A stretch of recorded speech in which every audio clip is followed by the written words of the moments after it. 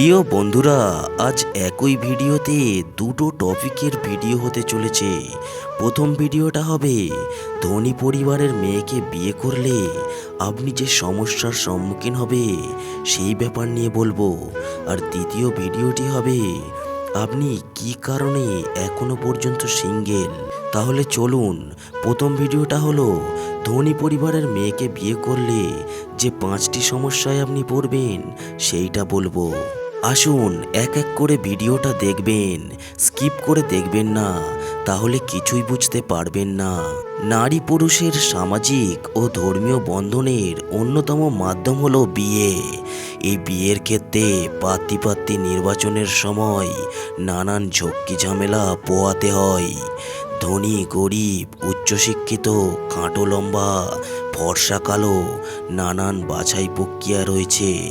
এর মধ্যে অন্যতম বাছাই প্রক্রিয়া ধনী গরিব নির্বাচন। পুরুষের জন্য ধনী গরিব বাছাই খুব বেশি প্রয়োজন না হলেও নারীদের ক্ষেত্রে বড্ড প্রয়োজন পড়ে। পুরুষতাত্ত্বিক সমাজে পুরুষের আয় কতটা বেশি সেটাই প্রয়োজন, কিন্তু পাত্রী বাছাইয়েও বর্তমানে এই মেয়ে ধনী না গরিব পরিবারের সেই বিষয়ে নজর দিচ্ছে কেউ কেউ। আসুন, বিয়ের ক্ষেত্রে ধনী পরিবারের মেয়ে বিয়ে করলে কি সমস্যায় পড়তে পারেন একটু জেনে নিন। রুচিগত অমিল। রুচিগত অমিলের ফলে সর্বদা খিটখিট লেগেই থাকবে। যেমন স্ত্রী তার বার্থডে পার্টি বড় হোটেলে করতে চাইবে, কিন্তু আপনার কাছে তার অর্থের অপচয় মনে হবে। তিনি পুজোর ছুটিতে বিদেশে বেড়াতে যেতে চাইবেন, শপিংয়ে যেতে চাইবেন, আর আপনি কামে মা বাবার কাছে যেতে চাইবেন। সেখানে এসি নেই, উন্নত বাথরুম নেই, সর্বদা দারিদ্র লোকের আনাগোনা। আর দারিদ্রদের অদ্ভুত ধাঁচের দারিদ্রতা পূর্ণ কথাবার্তা যা তাকে ক্রমাগত আহত করবে, এবং স্ত্রী আপনার সাথে বসবাসের বিষয়ে আগ্রহ হারাতে থাকবে। আপনি বড় লোকেদের জীবনযাত্রা আর তাদের চিন্তা ভাবনার ধরনের সাথে নিজেকে মেলাতে পারবেন না, ফলে সর্বদা আপনাকে কষ্ট পেতে হবে। আপনার আত্মীয় স্বজনরা আপনার বড়লোক স্ত্রী আর স্ত্রী আত্মীয়দের সাথে সম্পর্ক স্থাপন করতে ব্যর্থ হবেন, যা আপনার মোটেও ভালো লাগবে না। বড়লোকের মেয়ের বিপুল পোশাক আশাক, পার্লার খরচ, কসমেটিকের যোগান দেওয়া আপনার জন্য মোটেও সম্ভব হবে না, ফলে আপনি তুচ্ছ তাচ্ছিল্যের শিকার হবেন এমনিতেই। সব মিলে ধনী পরিবারের মেয়ের সঙ্গে মানিয়ে নেওয়া একটা পুরুষের জন্য কখনো কখনো কষ্টসাধ্য হয়ে ওঠে। মূলত আপনি বড়লোকের মেয়ের স্ত্রীর সাথে তাল মেলাতে না পেরে আপনি সারা জীবনের মতো সুখ হারিয়ে ফেলবেন। তাই একটা কথাই বলে রাখি, বিয়ে করলে আপনি লেভেল দেখে বিয়ে করুন, না হলে আপনাকে সারা জীবন পস্তাতে হবে।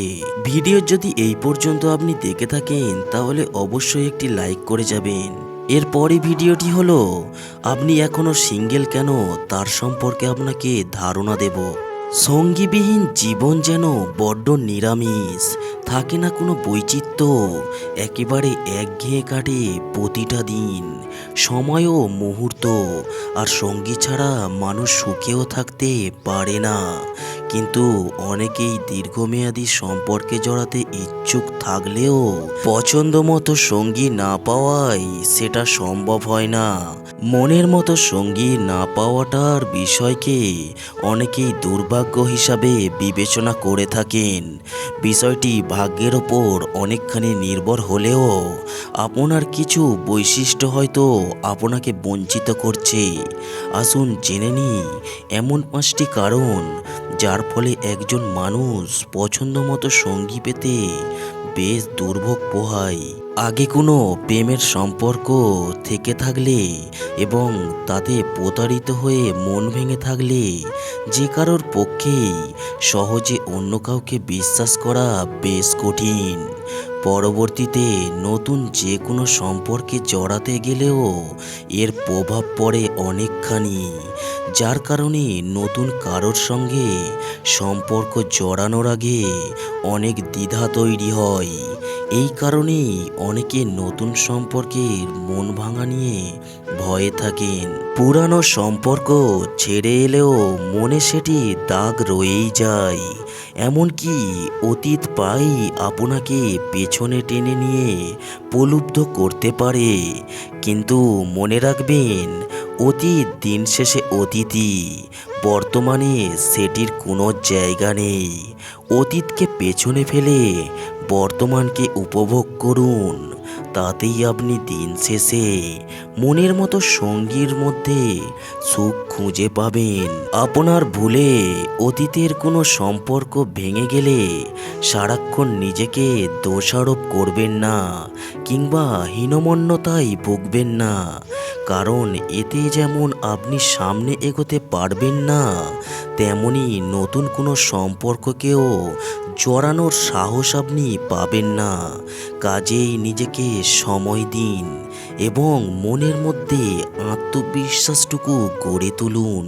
অনেক সময়ই সিনেমা বা বই থেকে প্রেম সম্পর্কের কিছু ভ্রান্ত ধারণা নিয়ে আমরা মনে মনে আদর্শ সঙ্গীর ছবি তৈরি করে ফেলি, কিন্তু কোনো মানুষই পুরোপুরি নিখুঁত হতে পারে না।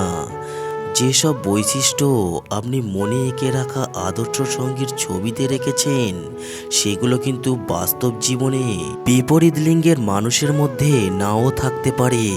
কাজেই সঙ্গীর কোনো গুণকে প্রাধান্য দেবেন, সেইগুলো আগে ঠিক করে নিন। মনে রাখবেন, পূর্ণতা অপূর্ণতা মিলেই একজন মানুষ।